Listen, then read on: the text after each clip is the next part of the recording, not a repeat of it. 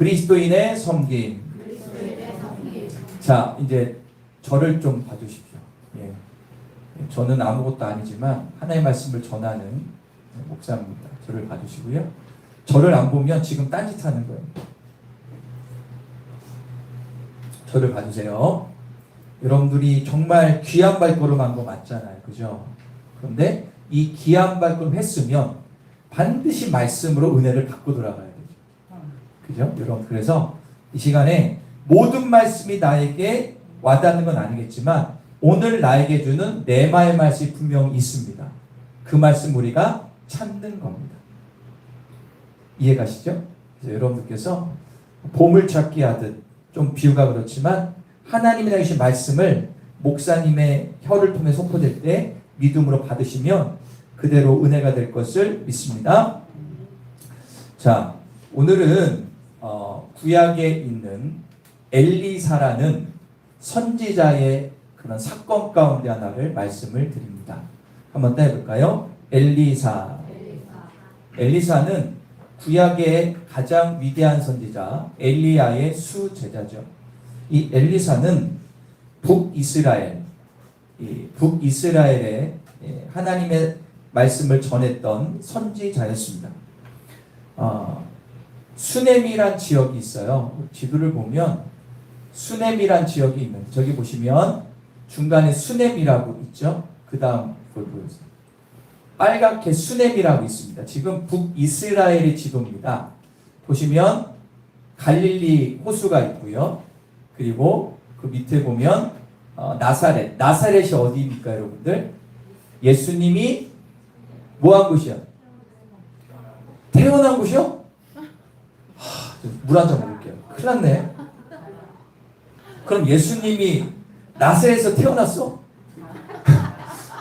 저 이단 교주대요. 왜 이래? 예수님이 태어난 곳은 어디요? 베들레헴이지. 큰일 났네. 죄송해요. 제가 부족해서. 나사렛은 그럼 어떤 곳이요? 제가 사투리가 태어나잖아요. 예수님께서 자란 곳이죠. 넘어갈게요. 그거 하면 또 한두 끝도 없으니까. 자, 보세요. 수넴이란 지역에 있는 사건을 오늘 얘기하고 있어요. 수넴이란 지역이 있습니다. 지금 명칭이 좀 다르지만 수넴이란 지역이에요. 자, 엘리사라는 선지자가요. 저 위에 보면은 갈멜산이라고 있죠. 갈멜산에서 거주했어요. 거기에는 그 당시에 선지자들을 가리켰던 선지자 학교가 있었습니다. 갈멜산에서 엘리사가 살았지만 엘리사하고 거기 시종이었던 게하시는 사역을 하러 오면 꼭 수넴이란 지역을 지나갔다라고 하죠. 갈멜산에서 수넴까지 거리가 40km 정도 됩니다. 적지 않은 거리지만 그 당시에는 그런 거리를 많이 걸어 다녔습니다. 이 수넴이라는 지역에 살고 있는 부유하고 지혜롭고 믿음 좋은 여인에 대한 이야기가 오늘 본문에 기록돼요. 그 여인의 이름은 없기 때문에 그냥 수넴 여인이라고 합니다. 엘리사가 수넴을 지나가다 보니까 이 여인이 엘리사를 보면서 하나님이 쓰시는 위대한 선지자임을 알게 되죠. 그러면서 엘리사를 대접해야 되겠다. 요즘 말로 하면 목회자를, 귀한 목사님을 내가 대접해야 되겠다는 마음이 강렬하게 들어요. 그러면서 지속적으로 저희 집에 와서 식사하시라고 얘기를 합니다. 자, 오늘 본문 8절 한번 읽어보겠습니다. 열왕기 4장 8절입니다. 다시 한번 읽을게요. 시작.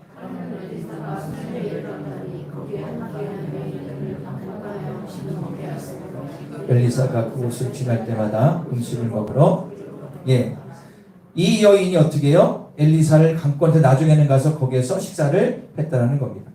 이 당시의 선지자들은 그렇게 잘 살지 못했고 허기가 많이 졌다라고 하죠. 그래서 음식 함께 해주는 건 중요하지만 엘리사 성향상 아무 집이나 어디나 막 가서 식사하는 사람이 아닙니다. 엘리사는 하나님의 주신 마음을 따라서 사역하다가 갈멜산에 오고 갈 때 지친 몸을 쉬게 하고 허기진 배를 채우기 위해서 수넴 여인의 집에 계속 들리게 됩니다. 나중에는 이렇게 된 것 같아요. 이제는 의뢰 수냄 지역을 지날 때 참새가 방앗간을 그냥 지나칠 수 없는 것처럼 당연히 그 여인의 집에 식사를 하러 가서 잠시 쉬었음을 알 수가 있습니다. 여기서 할 수 있는 건 뭐냐? 이 수냄 여인은 엘리사를 얼마나 부담을 주지 않고 얼마나 마음을 편하게 했는지를 알 수 있고요. 마시는 음식으로 최대한 섬겼음을 알 수가 있습니다. 제가 바꿔놓고 생각하니까 이 당시는 자기 교회란 개념이 없고 교회 조체가 없는 시기이기 때문에 엘리사 같은 그런 위대한 사람이 어떤 한 집에 거기를 지나갈 때마다 식사한다는 것은요 상당한 부담이고 있는데 갔다는 것은 이 수냄 여인이 그 정도로 어떻게 해요? 잘 섬겼다는 것을 알 수가 있습니다. 그러는 중에 이 여인이 하루는 이런 생각을 남편에게 제안을 해요. 자, 9절 10절을 읽어보겠습니다. 시작. 지나가는 이 사람은 하나님의 거룩한 사람인 줄을 내가 아노니 청하건대 우리가 그를 위하여 작은 방 위에 만들고 침상과 책상과 의자와 촛대를 두사나이다. 그가 우리에게 이르면 거기에서 머물리라. 이 여인은 어떻게 하면 이 선지자님을 더 잘 섬길까 고민하다가 남편에게 얘기하는 거예요. 어떤 얘기합니까? 우리 이 선지자를 위해서 우리가 좀 우리 집 위에다가 작은 방을 마련해 줍시다라고 얘기합니다. 그래서 거기 안에 책상도 놓고 의자도 놓고 촛대도 놔서 쉴 수 있고 연구할 수 있는 그런 곳을 만들어 달라고 건면을 했더니 어떻게 해요? 남편이 흔쾌히 그렇게 하자는 거예요. 이 남편도 참 대단한 사람이에요. 자, 이 수냄 여인의 가정은요 부유했어요. 그리고 사회적으로도 인정받는 가정이었고 세 번째로 거기다가 믿음도 좋았습니다.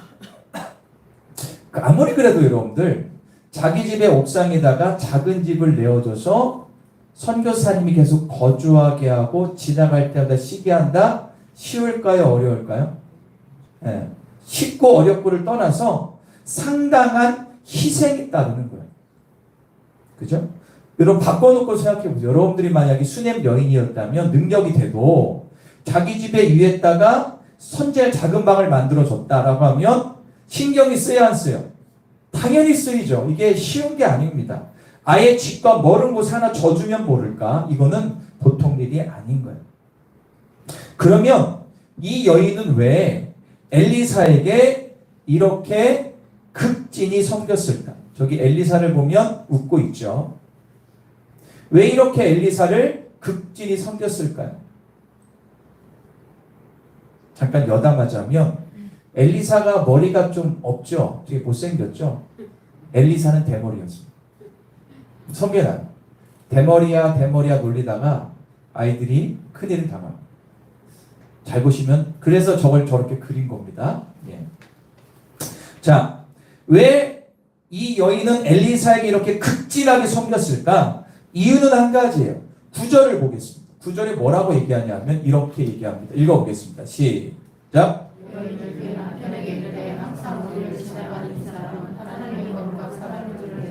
자, 이 여인은 어떻게 해요? 이 사람 하나님의 어떤 사람? 거룩한 사람. 즉 하나님이 쓰시는 종임을 그는 영적으로 분별했어요. 여러분 이 당시에는요 거짓 선지자가 엄청 많았고요. 우상도 많았고 그 가운데서 엘리사가 거룩한 사람임을 그는 영적으로 간파했어요. 그리고 뜨거운 열심이 있었던 수냄 여인은 엘리사를 섬기길 원해서 모든 것을 총동원하여 극진히 섬겼다는 거예요. 그러면 어떻게 이런 섬기는 마음이 들 수 있었을까? 그 이유를 엘리사의 말에서 찾을 수가 있는데 13절 한번 읽겠습니다. 다시 읽어볼게요. 시작.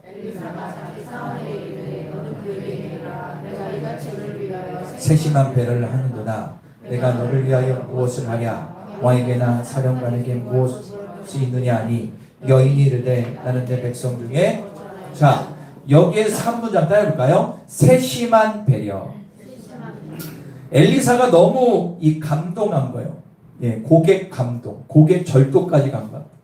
엄청나게 마음이 감동돼서 나에게 너무 세심한 배려하는 것을 통해서 어떻게 해요? 그에게 원하는 것을 물어봐요. 그런데 여기에 세심한 배려란 단어의 뜻이 뭐냐? 이런 뜻이 있습니다. 하나님을 경외하듯 하나님의 사람을 존경하고 두려워하는 마음에서 섬기는 것을 입니다. 이 세심한 배려는 뜻이 그렇습니다. 하나님에 대한 신앙의 열심이 하나님의 사명을 감당하는 사람에게 고스란히 흘러간 거예요. 정확히 해서 엘리사를 섬기는 것이 하나님을 섬기는 것과 동일하게 이 여인은 생각한 거예요. 엘리사를 그걸 정확히 알았어. 이 여인은 진짜 하나님을 잘 섬기는구나. 오늘 수냄 여인의 이 짧은 이야기 뒤에 있지만 그건 나중에 하고, 이 짧은 이야기를 통해서 그리스도인이 어떻게 친절해야 되고 어떻게 섬기는 것인지에 대해서 깨닫게 됩니다. 오늘은 이거를 생각하려고 해요. 그리스도인으로서 어떻게 세상에서 교회에서 섬겨야 되냐. 자, 한번 제목을 볼까? 한번 읽어보겠습니다. 시작. 여러분들은 섬김을 어떻게 해야 되는가를 수냄 여인의 삶을 통해, 행동을 통해서 우리가 깨닫기 원합니다. 제가 4-5가지 말씀드릴 텐데 여러분들이 잘 하시는 것도 있고 잘 모르는 분도 있고, 한번 이 말씀을 들으면서 이렇게 행하는 은혜를 누리기를 축원합니다. 1번 읽겠습니다. 시작. 자, 수냄 여인의 모습을 통해서 우리 주변 사람들에게 내 가족 대하듯 친절하게 섬기는 것이 그리스도인들에게 왜 필요한지를 알게 됩니다. 여러분, 수냄 여인은요, 누군지 몰라요. 그러나 확실한 것은 신앙도 있고 덕망도 있는 여인. 신앙도 있고 덕망도 있는 여인이었습니다. 그것은 그의 섬김의 삶을 통해서 주변 사람에게 보여진 겁니다. 믿는 사람이든 믿지 않는 사람이든 상관없이 친절하게 대하고 남을 이해하고 섬기려는 말과 행동은 그 사람으로 하여금 나를 기억하게. 제가 이 말씀 준비하면서 생각해 봤어요. 나는 내가 그 사람의 친절 통해서 내가 머리에 남는 사람은 누굴까라고 했을 때 갑자기 어떤 식당 사장님이 생각이 났어요. 여러분들도 한번 잘 들어보세요. 아마 그 집이 샤브샤브 집이었던 것 같아요. 몇 년 전 일인데 식사를 하는데, 여러분들 식당을 많이 가는데 그 사람만 유독 제 머리에 기억을.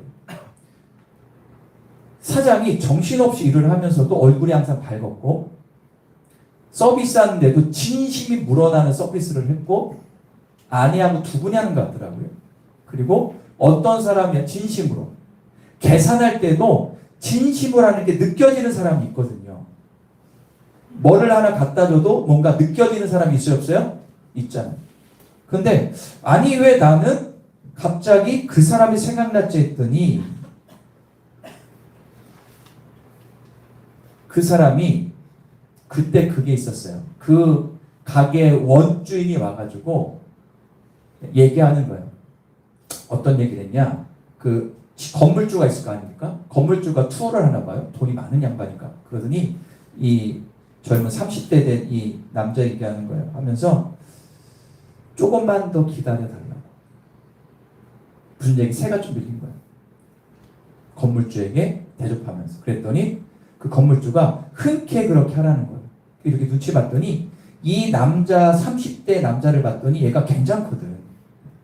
친절하고 뭔가 할 것 같거든. 그래서 괜찮다라고 얘기해주고 갔어요. 그러면서 기억나. 이 30대 남자는 뭔가 하겠다. 그 친절이 제 머리에 박혀 있어요. 여러분들도 그런 사람이 분명 있을 거예요. 내리에. 내가 옛날에 가게 가던 어딜 가던 그 사람의 친절 때문에 내가 머리에 기억나는 사람이 있어요, 없어요? 분명히 있어요. 그러면 반대로 나는 어떤 누구에게 기억되고 있을까요? 친절하게 기억되고 있을까요? 아니면 나는 쟤는 X라고 기억되진 않나요? 이거 상당히 믿음 생활에 중요합니다. 옛날에 김하준 장로님께서 하나님의 대사라는 책을 쓴 적이 있습니다. 우리 교회도 꽂아놓고 했는데 그분이 그 얘기를 하지 않습니까? 대사, 나는 중국에 간 대사가 아니라 난 하나님의 대사다. 여러분들, 여러분들의 그 작은 친절이 여러분 하나님의 대사가 돼요. 여러분들 주변에 잘 보세요. 그렇게 기억나는 사람이 있다라고 치면 그 가게 또 가고 싶어, 안 가고 싶어? 또 가고 싶다니까. 맞아, 틀려요? 마찬가지인 거예요.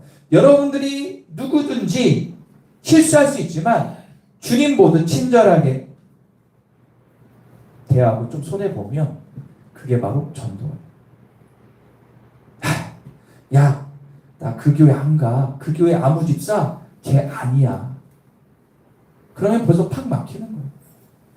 여러분들 딱 누구든지 친절하게 섬겨라. 할렐루야. 여러분 자기를 한번 돌아보세요. 나는 그 사람에게 어떻게 기억되고 있는가. 바뀌어야 될 줄 믿습니다. 특히 다시 본문으로 들어와서 수냄 여인은 하나님의 사람, 즉 목회자에게 기도하는 사람이나 신앙의 선배나 자신보다 어릴지라도 믿음으로 살려 극복하는 몸부림치는 사람을 잘 섬겨야 됨을 우리에게 교훈 주고 있어요. 자, 갈라디아서 6장 10절 한번 읽어보겠습니다. 시작. 착한 일을 하되 더욱 분명히 바울이 얘기합니다. 야, 기회 있는 대로 착한 일 잘 섬기고 친절하는데 특히 누구에게? 믿음의 가정. 이게 무슨 얘기입니까? 믿음의 가정. 여기에는 리더도 들어가고 목회자도 들어가고 교회 성도들과 어린 사람 다 들어가요. 누구에게? 더욱 믿음의 가정이겠죠. 전 여러분들이 그런 사람 되기를 간절히 축원합니다. 할렐루야. 다시 한번 따라해볼까요? 누구에게든지 친절하게 섬겨라. 할렐루야. 두 번째 2번입니다. 시작. 자, 여러분들 수냄 여인의 친절과 섬김은 하나님에 대한 간절한 특심에서 나온 거예요. 특별한 마음에서 나온 거예요. 하나님께 받은 은혜와 감사가 넘쳤기에 수냄 여인은 그 은혜를 갚기를 원하는 거예요. 자신이 할 수 있는 최선을 다해 섬기는 거죠. 평상시에 얼마나 하나님을 사랑하고 믿음 생활을 잘했는지를 알 수가 있습니다. 하나님의 사람, 즉 하나님의 사명을 감당하는 모든 사람에게 최선을 다해서 섬기는 자가 수냄 여인이었던 거예요. 저는 단언컨대 현대 크리스천들 가운데 이런 사람이 나와야 될 줄 믿습니다. 하나님께 하듯 믿음의 사람들에게 자기가 할 수 있는 최선을 다해 친절하게 섬기는 사람이 나와야 됩니다.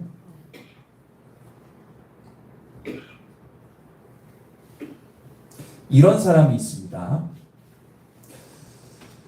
세상에서는 되게 친절하고 잘하는 사람이 있어요.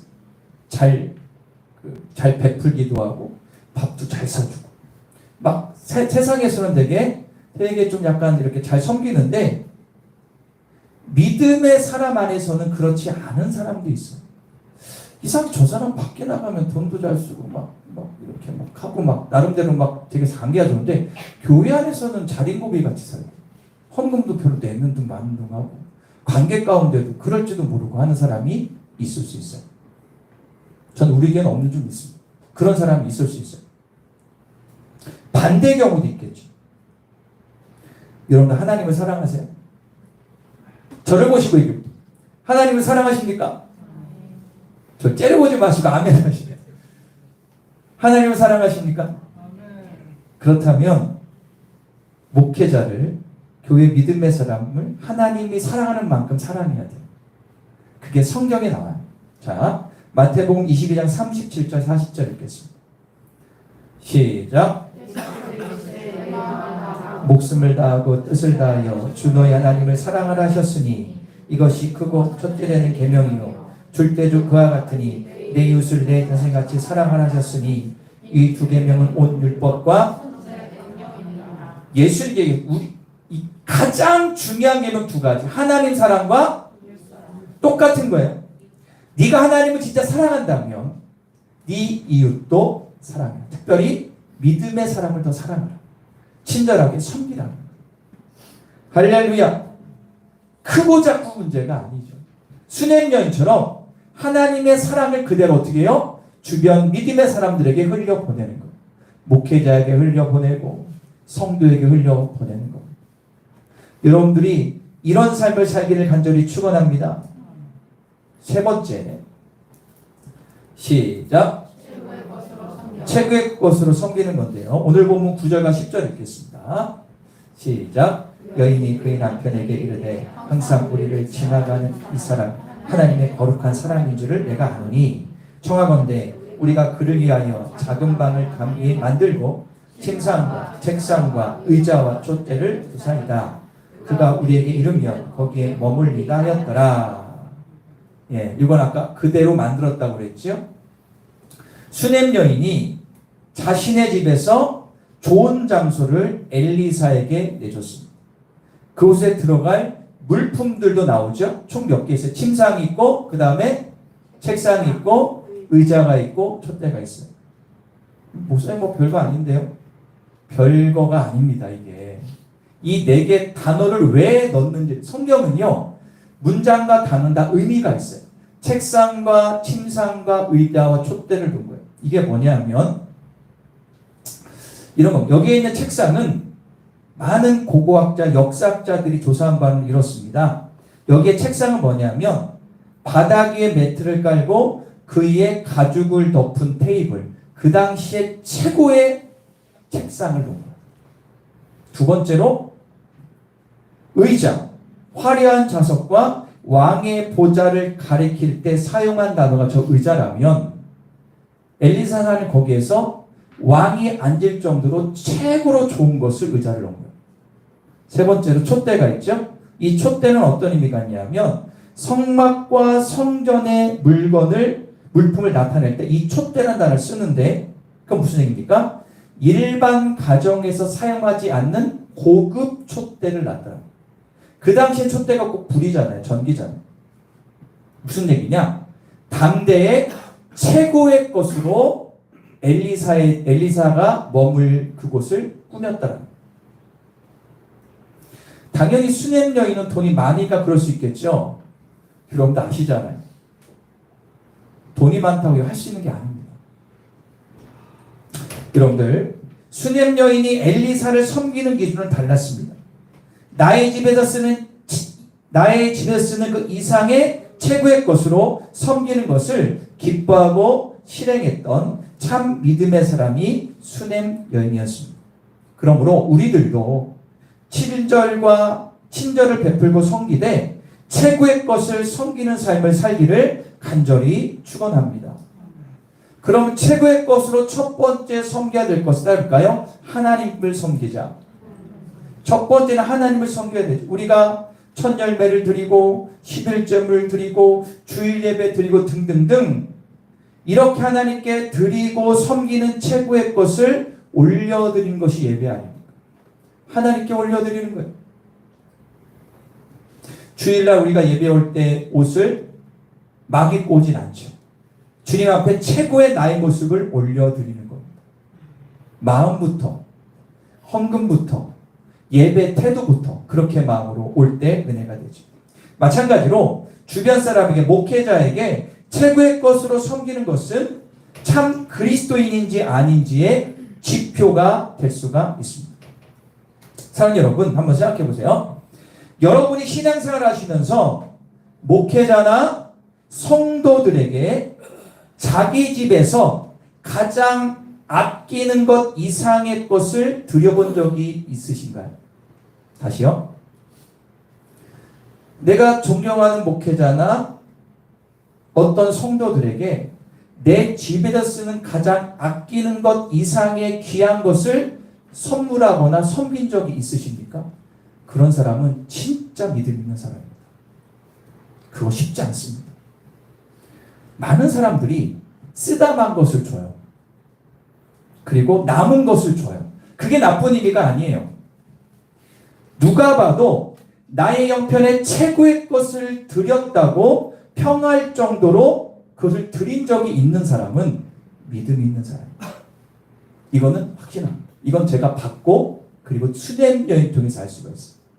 왜 수냄 여인이 나중에 자녀를 갖게 되냐? 엘리사는 그걸 본 거예요. 이 여인은 진짜다.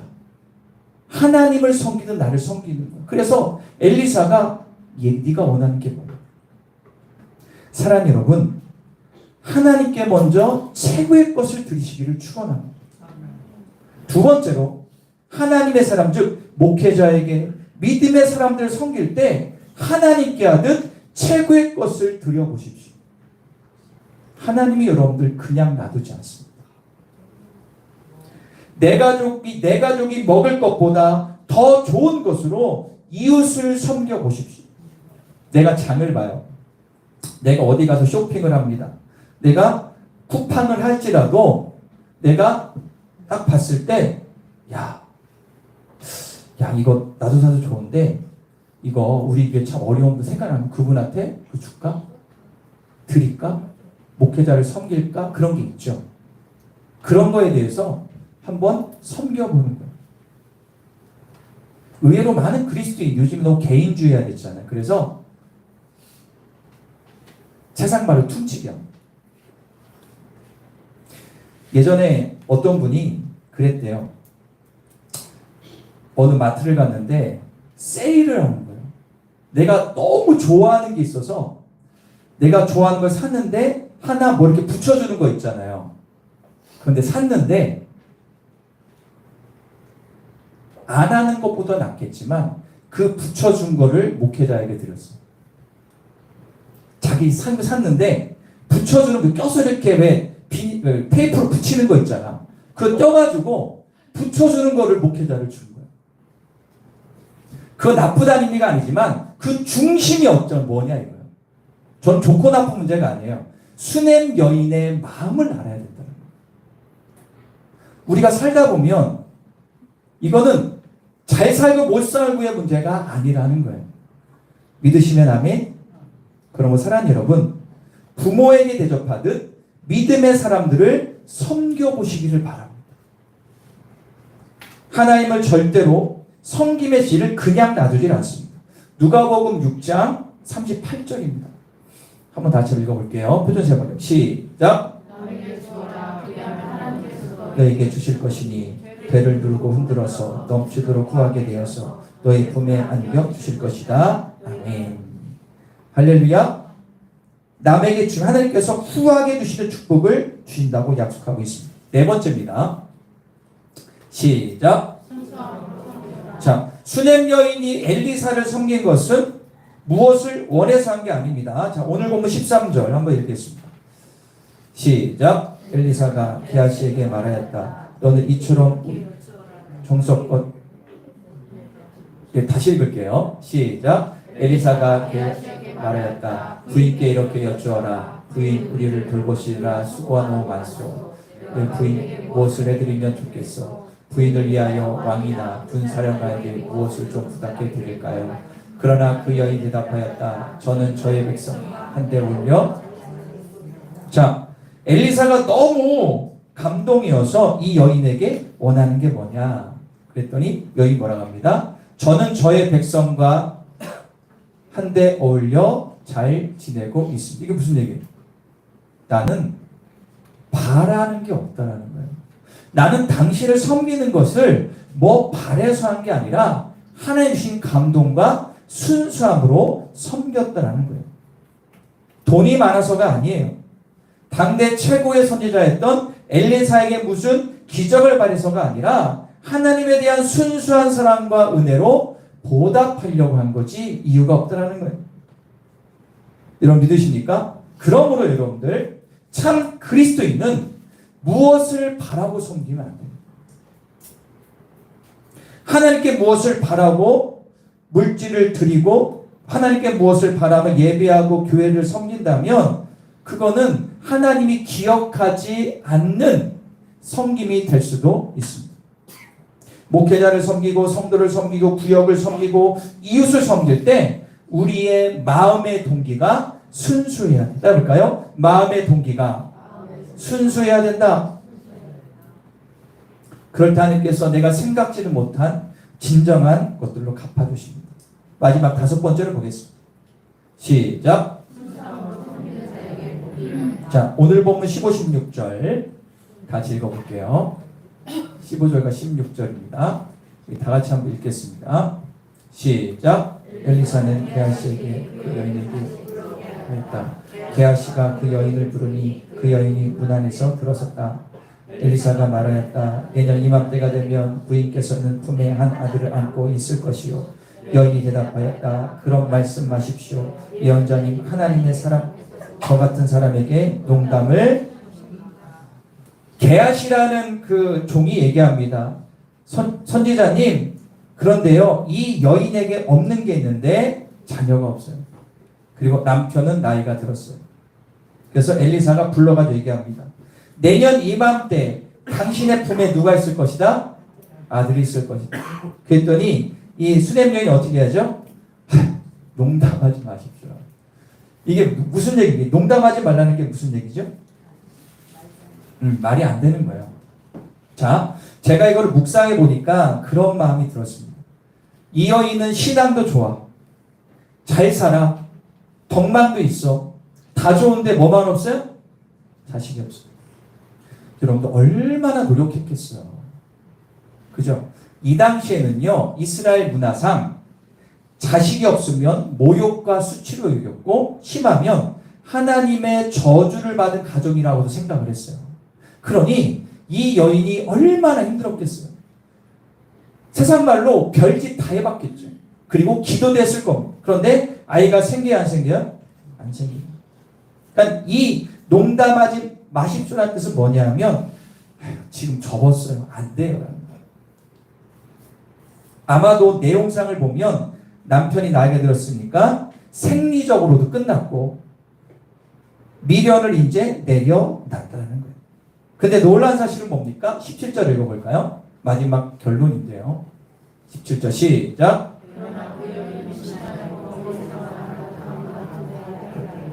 할렐루야. 진짜 엘리사의 말대로 그 다음 연도에 뭐예요? 아이를 낳은 거예요. 그리고 뭐였어요? 예, 진짜 아이를 낳았어요. 여러분들 생각해 보세요.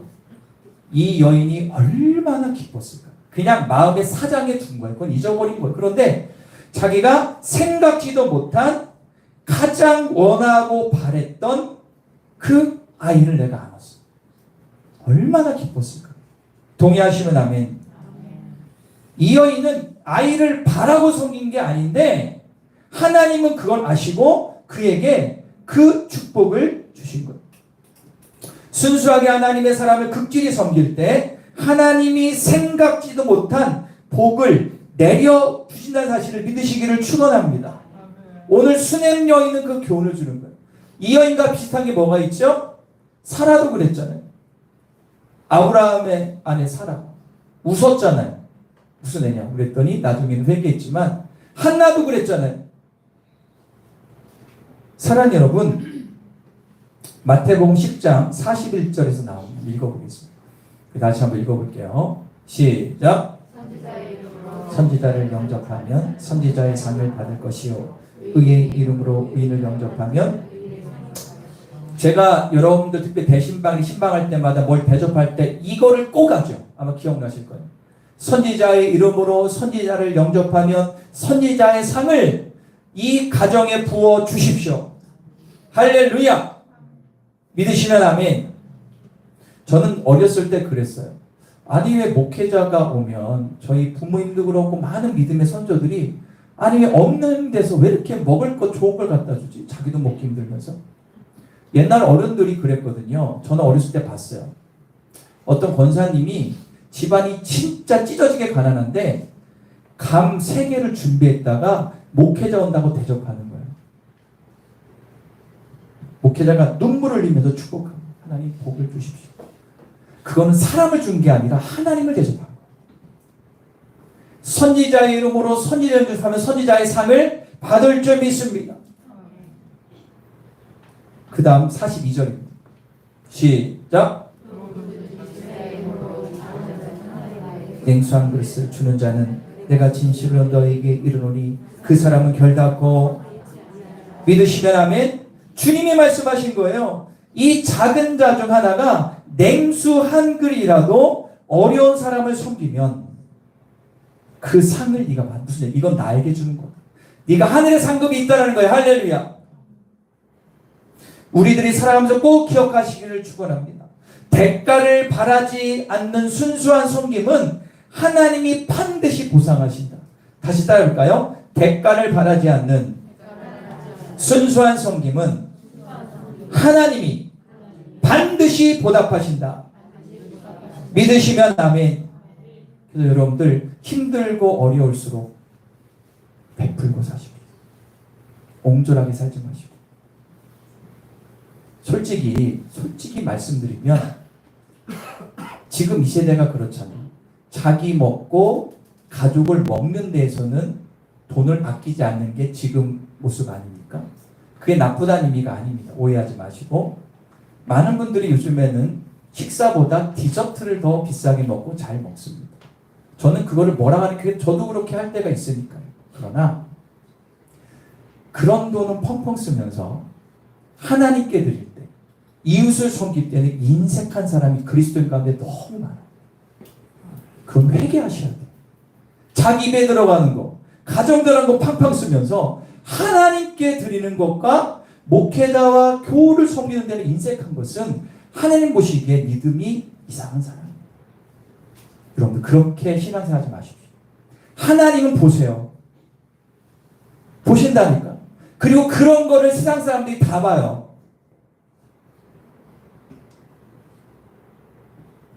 그러므로 사랑하는 여러분, 하나님은 우리의 진짜 필요를 아실까요? 모르실까요? 아십니다. 하나님이 그 필요를 반드시 채워주십니다. 믿으시면 아멘. 하나님은 언제나 우리의 동기의 순수함을 보십니다. 사랑하는 자연가족 여러분, 지금은 개인주의가 됐습니다. 나만 가족만을 위하는 시대가 됐습니다. 이타적인 삶으로 바뀌어야 될 줄 믿습니다. 목회자를, 성도들을, 어려운 이웃들을 하나님 섬기는 마음으로 하나님의 은혜에 감사해서 사심없이 섬기는 사람 가운데 하나님은 반드시 은혜를 주실 것입니다. 그리고 특별히 부모된 여러분들, 자녀들에게 목회자를 섬기는 것, 어려운 사람 섬기는 것을 가르치십시오. 자기 입만 아는 사람 되지 말고 가르치셔야 돼요. 아무개야, 너 정말 목회자 잘 섬겨야 돼. 너 교우들 잘 섬겨야 돼. 어려운 사람 섬겨야 돼. 이거를 가르치셔야 돼요. 그래야 아이가 온전히 성장할 수 있습니다. 믿으시면 아멘. 여러분 오늘 말씀 꼭 기억하시고 실천하시기를 축원합니다. 기도하겠습니다. 여러분들 오늘 말씀은 너무너무 우리의 일상과 중요한 겁니다. 저를 비롯해 여러분들이 혹시 마음이 어떤 찔림이 있다면 회개하십시오. 주여, 저도 수냄 여인처럼 살기를 결단합니다. 사심없이 대가를 원하는 것이 아니라 순수하게 섬기는 자가 되게 하여 주옵소서. 하나님께 드리는 것과 목회자와 성도들을 섬기면서 인색하지 않도록 도와주시고, 왜 내가 자꾸 보이는 것에 매달리지 말고 보이지 않는 주님 앞에 영광 돌리는 삶을 살 수 있도록 이끌어달라. 하나님은 여러분들의 가장 중요한 것과 부족한 것을 아시는데 심은 대로 걷는 겁니다. 지금 하나님 앞에 온전히 들으십시오. 하나님이 기뻐하시고 반드시 은혜를 줄 것을 믿습니다. 우리 다 같이 기도하겠습니다. 주님 아버지 감사합니다. 하늘문을 열어주십시오. 하나님 은혜 가운데 거하게 해주십시오. 은혜가 넘쳐날 수 있도록 도와주십시오. 우리가 진짜 믿음으로 살아가기를 원합니다. 진짜 믿음으로 살아가기를 원합니다. 나의 믿음이 수냄 여인 같은 믿음으로 바꿔 주옵소서. 하나님, 내가 하나님을 섬기며 교회를 섬기며 온전히 예수를 믿으며 인색한 삶을 살지는 않았습니까? 나의 삶이 온전히 변화되는 삶을 살게 하여 주셔서 이것이 하나님의 대사요 하나님의 마음을 전하는 믿음의 삶을 깨달아 하나님의 은혜에 넘쳐날 수 있도록 도와주시고 역사하여 주옵소서. 하나님 감사합니다. 우리 한 번 더 기도할까요? 여러분 생각나시는 저를 목회자, 성도들, 어려운 사람 생각나시는 분이 있을 거예요. 기도합니다. 하나님, 그분 채워주십시오. 가정을 채워주십시오. 하나님, 그의 부족함을 채워달라. 그리고 자녀들이 섬기는 복을 누릴 수 있도록 우리 다시 한 번 더 기도하겠습니다. 주여 아버지 감사합니다. 지금 내가 목회자가 생각나고 자녀들이 생각나고 하나님 주변에 어려운 사람들이 생각나는데 그 영혼들에게 하나님 아버지 그 영혼이 정말로 예수를 믿고 변화되며 온전히 회복되는 가정 될 수 있도록 도와주시고 역사하여 주옵소서.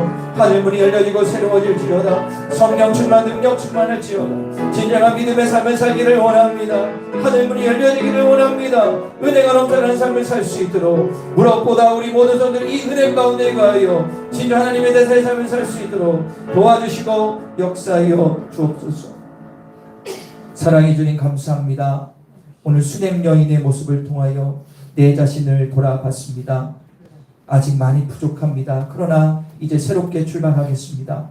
하나님, 사심없이 대가를 바라지 않고 귀한 목회자를 온전히 섬겼을 때에 하나님의 생각지도 못한 마음에 사장되고 포기했던 그를 들춰내서 축복해 주십니다. 우리가 복 받으려고 예수 믿는 건 아니지만 말씀에 순종하면 복은 따라오는 것입니다. 주여 오늘 수냄 여인 같은 삶을 살게 하여 주옵소서. 보이는 데만 아닙니다. 보이지 않는 하나님께 최고의 것을 드리고 목회자와 성도에게 최고의 것을 드릴 때 하나님은 기뻐하시고 우리 가운데 은혜 내려주실 줄 믿습니다. 하나님, 우리의 잘못된 생각을 바꿔주시고 오직 섬기며 필요를 채우며 하나님 앞에 나아가는 성도 가운데 하나님께서 큰 축복을 허락하여 주옵소서. 내가 포기했던 것, 할 수 없다 생각했던 것, 이런 것이 수면으로 올라와 응답하여 주옵소서. 감사 찬양 드리며